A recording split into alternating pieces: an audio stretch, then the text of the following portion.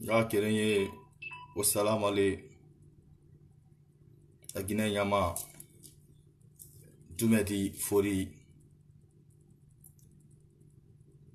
wassalamu alaikum mbaro birin khaibu mbara la Guinée population na langue birin khaibu mbara la Guinée Dumedi Fori wassalamu alaikum nga kerenye mbaro birin khaibu mbara la Guinée Fori khaibu Baskot Fori salam ale mbara moyenne Guinée Fori khaibu mbara Guinée forestière Fori khaibu mbara haute Guinée Fori khaibu nga kerenye to fe na han dangiri tribunal mu fa fe na compte rendu nan na bade ube iyo afa fe ki kekere na meki Baskot nga bureau coordination afon kekeyama Moura secrétaire général, M. Fanyayi Bangoura, Ibrahima Souri Bangoura, anou Ibrahima Souri Bangoura, anou M. Sako, Argatari, ou ma gouvernement yira. Argatari, ou ma mangasani yira. Et souri Tonya Genam Fari, et souri Fumaya Namfari, et fungu yo maya nan fari sa geli sa abili parce que asembe te tanan nato kono wonna gam masemma wombore be wonna gam fala wombore be wonga fala wombore ba khafika wombore be manga gonni kele mu magoro makui khatemu ina ali temu na gama goro makui na temu ine ikhatemu yomanego kono alhamdulillah rabbil alamina Gikomba na re kifa afana wonta na nya afana la Guinée de na nyi wonta na motoma wonyi komba sur makina rasono ba miri tsurufe fumaya nu maya fari tongo sa gedi woman faina wonga la paix fala wa fale be ina la paix muna parce que la Guinée de l'encre na ramma amulamfe nguna na komba ne amulamfe na ramfindi constitution masarafira wa fala Woma gouvernement be wa fala woma mangasanyi be to audience torapa enara wayen procureur na masenyi tongo preuve yo na muna na ha masengri alama et coordination des jeunes de la jeunesse de Basse-Guinée et Reiragata na preuve yo me ira enara keli etansiga fe bo retode et l'ouvre menine ou malagine cadrinde ne rekeli fallait manquer la bilengeli parce que kolo na fanya yi bangura benyinto anu na mani ne yeti suri fumaya nu yo maya kui e ma yi combat continue mané wa fallait yebe ina rengu desideri wa fallait yebe ina re na hanna pa ngura ina hanni langu ngura apara Baskot khono Baskot forike Nguna am fala malay se nguna suma be ngufa wa mana han khomma sono anu alagi Ousmane Balde sans loi e khasifle fe sono ngutambara buyi mitamma mera de e khasifle fe sono ala ko tum nguti de kinere miri soufe na ham mu fe kanari sa geli yo maya fari fumaya fari parce que sembe tu etanana parce que mangaya tu etananyira parce que itanan toborira nyerefe asore ni tanan khambira a police ni tanan khambira a gendarmerie ni tanan khambira kono alanana de sembena alanana Baskot nyama wo salama le alanana de adinge Baskot wo salama le alanana de alonnile afore akuntige ya rate kono won fana den daga ki nguwama la paix ngumuwama guerre civile khaso la Guinée kono fo wonga fala mi rebe ne rete simfe la Guinée khalu wonga non di mato wonga non di mali ba fana den daga ki amu fana fula fe yire amu fana soso fe yire amu fana manike fe yire amu fana forestier fe yire afana la Guinée ne donc fo wonga tinne ala kotum wonga malan wonga la Guinée wonga wombel raso mbore ira Wonga kolon, won malangri nan bena la ginera. Wonga kolon, la gine mu famma fula hambi. Wonga kolon, la gine mu famma soso hambi. Wonga kolon, la gine mu famma foresi hambi. Wonga kolon, fo wonga tinne, wonga la wonga malang, wonna matimirera wonyita hu e gundira muna fanyima. Défense de la constitution na reiki. Yi combat na ram findir FNDC combat di FNDC combat. Amuna communauté contre to, amuna communauté contre tina. Nguwama demokrasi nanga sabati nguhonyi. Nguwama mangayo mangana fa. Kinya sulina nabama, inya sulina ba, na nya sulina dangi. Ki wala fanyi dira, nyamama nya suli suira. Kona afalafe sono, ira lu mangaya, hitanga faha. Afalafe sono, ira lu mangaya. Han ala, lona han na gidiri, itanka sayama. Ngumuna nabe sono, nguwama demokrasi nanga malakine. Wama la Guinée nan kala. Wonna phase na meki. Élection fe ramuna. Wonna phase na meki. Khawom mukeli wonga ti wonga non di mato wonga mbore mali wonga mga kere nyara ko ti wonga mbela so mbore iran tana fala fonke kuntigi ye gouvernement nu yiklang mege malangre wama wonna simfe petre nankui e wama won tongo fa notazine e wama guerre civile nan ko ma wongonyi. Gife ana fore na nyira. Baskot fore na nyide. Gife ana mwen Guinée fore na nyi. Gife ana Guinée forestière fore na nyi. Gife ana hot Guinée fore na nyi. Kono ala num annabi khafira.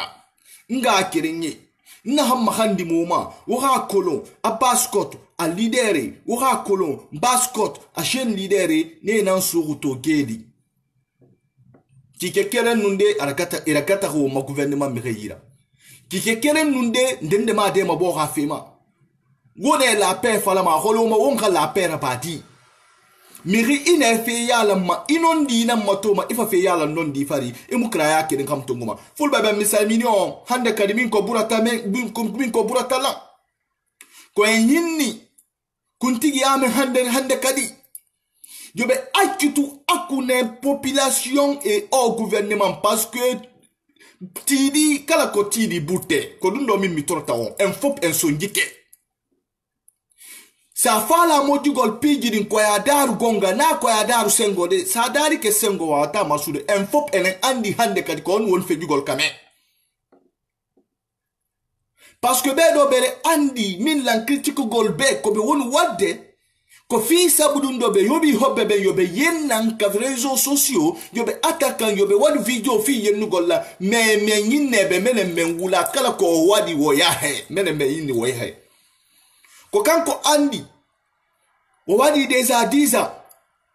wo wuji en fop enen andi wo hay ko wuju ko lamu wujudo be jodinimo donino fala wargol ginen be fo fi intérêt di makko dundo men jabata dundo fi honnu be wawi nangugol secrétaire général jeunesse baskotu parce que be fala nangugol mo parce que be fala sokugol mo ko honte woni yade hande kadi be do be yawno audience hande be ala preuve be ala fous hore gi mabbe be wadi jugement be yidi jugement be getti bo kadi on be nabi mo kakaso onto en woni yade hande kadi onon kadi fi alla ilando ko yang andu ko en gotu ko fi alla lando na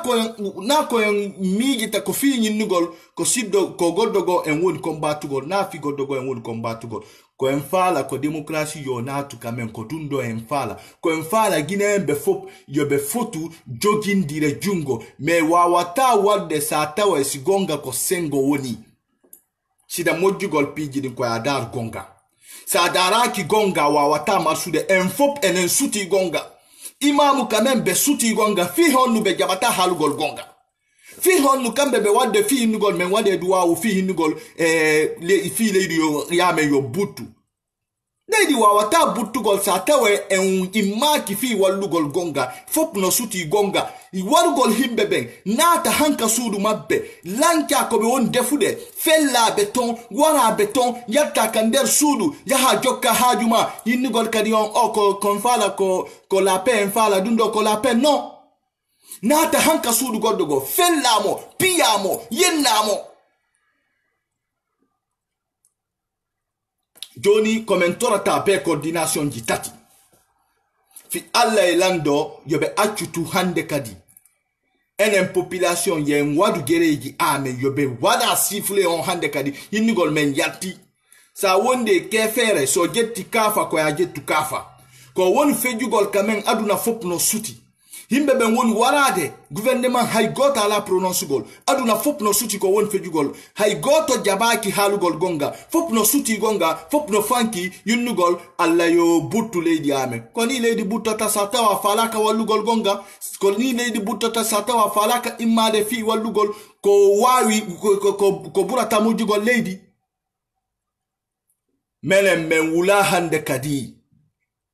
depuis wati kalamu ko himbe ben woni mayade kala ko mayata walla mo nyidundo hande kadi wadi nder hotere parce que dundo wa ata continue gonni trop c'est trop la bundire min ko yose buratala la bundirende ko won fejugol kamen melen ba alla wadi be won ka yeso be kuntigi gi amen be responsable gi amen kambe kadi be yidi be yewti akune mabbe be siyi kaydi be ni hande kadi be fala ka seni be ni hande kadi be fala ko respect gol constitution gi amen ko hinnugol kadi ko hinnugol ko puloni ko maninka joni ko sosoje be inni no ko woni problem na futa woni problem na baskot woni problem na moyen Guinée woni problem na Guinée forestier woni problem ko mari hande problem ko sekuture woni bedo be fala fijugol hakkile ame be sikki avant hala nyinne la Guinée wadaki me hande ko ndel bururen woni marbe dole woni wargolen marbe dole woni wargol me ko min hali mi tewi mi hale kadi aduna fop nana sa sigimbe ben fala yobe jabu himbe fala yoba akututon ko fulbe ben woni warade la Guinée yaha dara cimetière bambeto dara lison himbe ben woni mayigo mimmi ala do fi nigol mi defend ta fulbe ben ou ko fulbe ben buratala ko fulbe ben wela tala ma mi defend non ko gonga mi woni defend gol et puis kadi ko non woni ri nga kerenye womma secrétaire général monsieur Fanyai asura na geli secrétaire général Baskot fonike ne re mu fe kanarto e mu fe kanartina e sur fo maya nu yo maya kui e sur e sa geli e sur e masendunya bilimbe asembe ne tananato kono wa fale benare ala nanade ngudor na ran sanna ngudor ne ngwa kuntige e ra fe ver film kuma parce que ene bori mali ma bori rasga yarema fuira bori mali non dinam fari fuira tin non dinam me non di fala fuira tin den la kan kanari kamenni na yala Fira tinne den da hankana ri ramen ni na nyala ha won mukeli won ka non di mato won mukeli won ka alamali ha won mukeli won ka wonya tamali won ka wonya tafulu won mabori humbarra kanato fe na handangi fe la Guinée amagaru fe na handangi fe o masu prophétire kui amagaru ine la nyi falama ila nyi falama ne iti non di ma iti non di me garu ala yara ikaho nabi yara inon di to inon di defandi iwama fe yala mfe imu position kam tongo ma de ngobini wama na ran mato démocratie sabatima na la Guinée kinera wombini wama na ran mato won lamma kinera won mala wonga kirenyara ko won no mbera so mbore ida kono fo won khati non dina ma non di hinne Muhammadu non di hinne Muhammadu fanyaye sigarne to jugement et sur yo maya nu fo maya nan kui na jugement kui ena rega sariye sa ena woyen mangasa nyuwa mana kan fala fi na fala ena so ina reborito e man na e man barakiti da samba akiti man ka bide ahande 17 awa na kam yitamo be womma kuntige khlira womma fure khlira ha wom muti won kala won kamala won hanga kirnyara kuti parce que womma lankinan be na la Guinée won bar losi ha won muti won gala won kamala won gala Guinée yala won ga Baskot yala won ga luba finife munafagi da won ga luba finife kontira kamalira won ga non di mato na kan famma won maboribe na kan famma won manyamanebe na kan famma fade won made nu won mama de be won bar perdi menni nan non di la fo won khati menni nan ma ntala fala fo ke kuntigi Menina non dira fo ngati menina mago parce que ifa fe idembaya kanyi suhu esa geli yo maya fari fu maya fari era Guinée kontofili era dira kontofili ngara kontofili tarera kontofili bilera kontofili bonsa fera kontofili ne boye na han wamanaki ne sonja na han sumanaki parce que ala to sembe fi rima ala mubata hira go batana na sembe fi mi rima kona fama na sembe ba de hira Dife na han yitili ntamfe la Guinée, arate aragore, a fait 5 kebili na basse-côte mbara fala, en tant que basse-côte à l'intérieur, nana tori la Guinée binukunda kanarto, a basse-côte mukeli, a non di Mali, a basse-côte mukeli, e rati, e non di Mali, e rati etide, won rabay combat lu fe ide keri, won bin rakeli, won rakata démocratie rasabati won khoni, kalom rakeli, mata rakeli, matoto rakeli, Gisen commune Conakry bidin hakeli wonga non di Mali wonga non du defandi ala kotum sariera soma kinera wonkhoni ala kotum démocratie sabati makinera ala kotum wonna Guinée Mali makinera wombar perdi menina non dira fo ngati menina ma woma secrétaire général na geli de FNDC mirinde fan na geli de mirine re soure la gata geli wonna temu na ki konti ma konti nyam mukolonri comme Halaton Hande Kadi, secrétaire général Baskot Fanyayi Mosoti Benabi Mokadi Hande Kadi Kasode, Koen Andu Hande Kadi Koen Gotu, comme Torata Mobebe, comme Torata Imamube, Kambe Kadi Yobe Immo, Yobe Achutu Udutugol Al-Gurana, Fi Hindugol Salallah Muhammadu, Sahinna Fala Pijiri Yobutu, Safala Modugol Pijidingo, Kogonga Darata, Koen Wonini na Hindugol Himbebe Yobe Yaltu, Yobe Defanda Hore Mabbe, na Fi Sabudundo, mais Kotan en Wonini, Kodarugol Gonga, Fi Yon Defandu Lady Ame, parce que enen Andi, depuis Ordo o Arti Kalamo, Kohonu won Fejugol, Pijidi won Fejugol, et puis Kohonu won Kamen.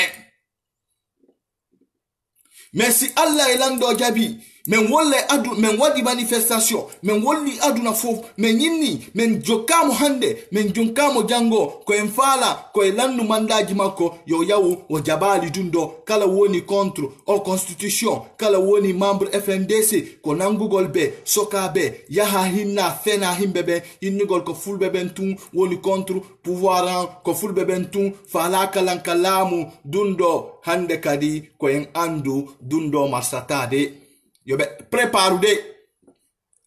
yobe préparu mogasa ba be décide fi wargole en fop be wara en fop sallahu ilando jabi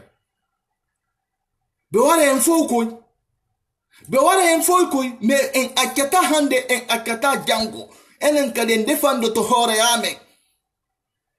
alla ganata ko alla no suti fu alla yobenebe ko be won wadde wargol bayku himbebe natugol ka suudu galle himbebe lancugol ton nata magasin himbebe lanca magasin himbebe nata wujja kadi be jalta e masandisi gima be kambe kadi ataw hore dundo be wettike kadi mojjano honte woni yaade ko hente woni yaade leydi amen no yurumi hande leydi amen no yurumi ko won fejugol imme jogindiren jungo imme fi Allah ilando wallen lagine imme fi Allah ilando na hinugol ko pullo ni na hinugol ko sosojo ni na hinugol ko maninkajo nu tanginin ko woni ni ko fi defandugol lagine tanginin ko woni ko en andu ko en gotu sikala ko hinni fi pe na fi affaire pe en yotata ko darugol gonga wallugol gonga trop c'est trop. Wofanyani bangura benyi wasu huju mayanu to mayanu fumayana mfali aba ala to sembe fi rotanama ngutan ngona ganyetema dunia bilimbe et je vais dire partout, moi je suis pas un blogueur, je suis membre du bureau de la coordination des jeunes de la Basse-Côte. Il faut que ça soit clair pour tout le monde. Moi je suis pas un blogueur. Je suis membre dans le bureau de la coordination des jeunes de la Basse-Guinée, chargé de la communication et de la nouvelle technologie. Kande waman natake fe sa ata himbe ben fala ataku golla hinnugol ko fulbe ben mi supporti kam dundo ko haaju mabbe min ko gonga mi won wallugol ko gonga kat ko mi won defandugol min mi jabota be hande mi jabota ku be jango parce que himbe ben anda be hande himbe ben anda be jango na min walla tabe fi himbe yobe andu tube menen ko won fejugol kamen ko dunde won halide ko won fejugol kamen ko dunde enen jokki hande ko wollugol aduna fop bedo ko wargol ginembe bedo ko be fala au coup d'état constitutionnel kala date yeso mabbe ko wargol be enen andi ko kambe wadi Kelfa Jallow haramo yude Liberia mo getti hélicoptère fi natugol la Guinée ko ton hélicoptère gete hélicoptère mabbe non yadi ko ton wo mai menen andi piji din bui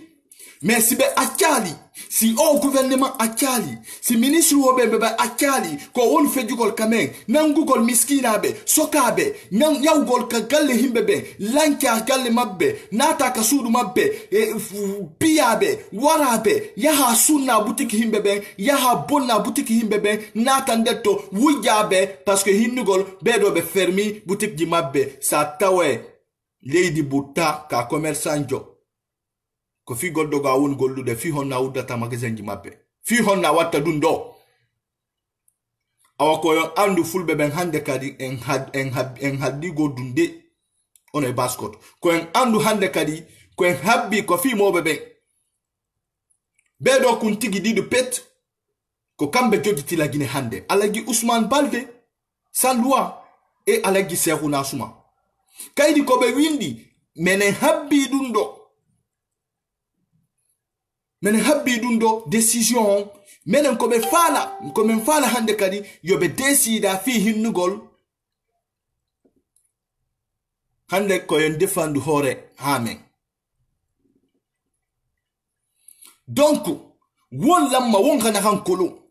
won ga kerenye ne re souri mo secrétaire général na han souri monsieur Fanyayi Bangura a souri yo maya nun to yege nan fadi ngutan ne na bureau qui passe côte ngubara nguwira mini ngwa fala la Guinée mangebe e mirina han souri Fanyayi Bangura ngwa groupe fonike jeunesse ne re yetina geli yo maya nun fu maya fari Fanyayi na han mukolongu tina ahuyama ko maya muwema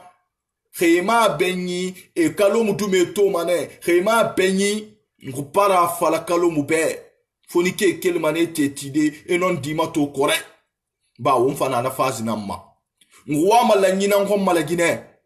kono mi refirin na gere inera lamma non dimu na gambe figa non di so non di kanyina nyi na kan gere giri kamuna kraya fanyi fari e kana fan sasade won fana kunkuina nkuide lalamu wonyi won batum ya kosi yale bartama yenan sofi won tana kolon ka won malam mane won kata won khare masoto ou bien ka won bombo magere na bonna kunkuina kankui won makunkui gadula ko andu hande kalen getti batonde hara dundo en fota en yeyi hanka meron kadian hande kadi en ala essence en ala moteur en ala fus diano natu de kabaton jame ko enen andi hande kadi ko nen watta sa tawe en fotte fi yon wallu leydi ou bien sa tawe en continuari fi nugol odo ko pulloni fi nugol odo ko sosojoni fi nugol odo ko maninkajoni ko en woni combatugol na fi goddogo ken woni combatugol ko démocratie o natu kamen ko démocratie on a tout quand même mais Alpha Condé ando to piji di mbui kala jokimo fi warugol Guinéembe ka hore fenande men traduise be fo sallahu ilando jabi men akatani men akata ko men déterminer fi dundo mogasa wo ware en fo mais en akata parce que be wata nangugol himbe ni ka hore fenande fi wolugol aduna o ko kambe mari dole o manifestation ke woni aduna fop no suti en wadi manifestation wolde aduna fop fi nugol en fala ka mo hande kali ko nu en fala so fala ko pinka o en jotti hande kali gente dundo wala nder hotere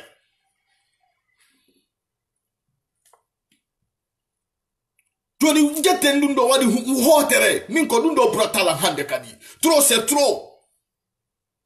ko oppression en woni ni oppresseur no en andibe fi honu en imata ko yaw nangabe Yoni komi fala mo bebe ngoni gadara on yobe bedudua komi fala be kuntigi yobe dido yobe achutu hande kadi kine yobe defanda horeji mappe no yurumi no hurbini sa mingi tika ko won fejugol kamen sa dari ko won fejugol kamen a hule honte woni yade onon kadi honte woni yade en immata ko jogindiren jungo en immata ko wallugol gonga en immata ko fi lagine to sunnu nga kerenye wonna kere na khe wonna lagine kere ne wonna kere na khe wonwa ma demokrasi na ngom gigere muna maninke contre to gigere muna fule contre to gigere muna soso contre to wonwa ma demokrasi na ngomma demokrasi sabati makine ga wongonyi wonna wombela so mombore ikine ga wonga kere nyara koti makine ga me non dina na hanna fo won khati won khalla won khamala won parce que won malang nang be na la ginera won malang ala sembe fi mo manana kui won galu batin fe kontira kamalira me riga tirira la Syrie a défendu avant tout c'est la dignité et l'honneur. Lèvons-nous, l'air est grave. Il faut vraiment qu'on se lève pour se donner la main. Il faut vraiment qu'on se lève pour défendre la Guinée. Il faut vraiment qu'on défende notre pays pour ne pas que le pays soit brûlé. Aujourd'hui, c'est vraiment compliqué et grave par rapport à ce qui est en train de se passer dans notre pays. On ne peut pas accepter qu'on arrête nos leaders, nos responsables de la jeunesse pour les emprisonner arbitrairement. Ni min fo l'allié, na kelenu, ala long, kafo. Mandenka bon, maninkalu ala nu annabila kola, alikana son. Moye maninka yat, moye mande yati, ala nu annabila kola. Anyalo, ni kelmado mindo, ni di la démocratie de fait. Ala lon ka fo nyikele mado mindo ti bonso ko do le la kele mado no nyikele mado mindo ni la gine kele mado ndo ala kotu nyimbolo di la nyombolo nyami ala kotu nyina kele nyala sabati la nyami ala kotu nyibenna do nyami kala gine la ben ala nun ande bile kono anyi son anyi la gine la ben anyi fara nyonkele la ka fo fula lete maninka lete soso lete nde minye kumalate na secrétaire général min de baskoto akamare nul kunti yala yemi makufa nyanyi bangura amineni ay kasola bi jomaya kono awa hande hara message en kononde yom halno secrétaire général baskot no soki hande kadide beitini mo kadikasu wonga kolon fanyayi kha jugement bar fanyayi rek bilengeli de kono ne reina na responsable ra won makadre na responsable da kono ala fama benyinde won dangir na reina nam go kono woga kolon won to na won makuntige nan kambira ala fama ne won malidi khala nu akha khairati won kha kolon manke ala mukhima na non dinambe ine fe yala me fe yala mo non dinam fari ine fe yala me fe yala mo tingina fari. J'ai répété et je vais encore répéter, les petits blogueurs qui m'attaquent, moi je vais pas faire la propagande pour vous ni pour la publicité. Vous êtes petits dans mes boîtes, vous êtes petits dans mes affaires. Si vous cherchez à être connaître, moi je sais pas à travers moi que vous allez vous servir pour m'attaquer tout. Moi je défends ce qui est juste et correct. Et je suis pas un petit blogueur, je suis membre d'une grande organisation, Baskot Line International. Baskot Line International. Donc j'ai une grande responsabilité. Donc je défends ce qui est juste et correct. L'air est grave. Il faut vraiment qu'on se donne la main pour sauver notre pays. Il faut vraiment qu'on accepte que la Guinée aille de l'avant. Il faut vraiment qu'on accepte de nous défendre contre nos oppresseurs. Parce que c'est le moment de l'oppression. Et c'est l'article 21,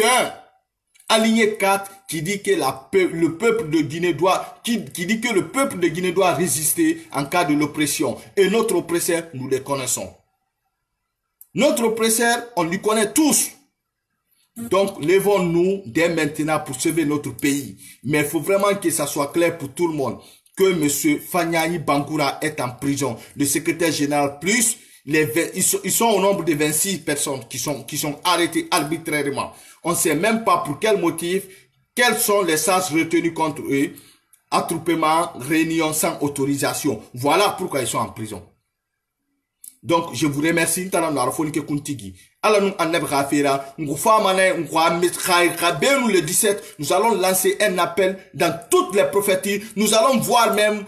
recruter des jeunes dans sa commune, voire ça peut aller jusqu'à 20 000 jeunes. Nous sommes déterminés à jamais pour que la justice soit faite, pour que la justice soit rendue, pour défendre la Constitution, pour défendre la démocratie. Il est dit dans la Constitution que la démocratie doit être défendue par tous les moyens.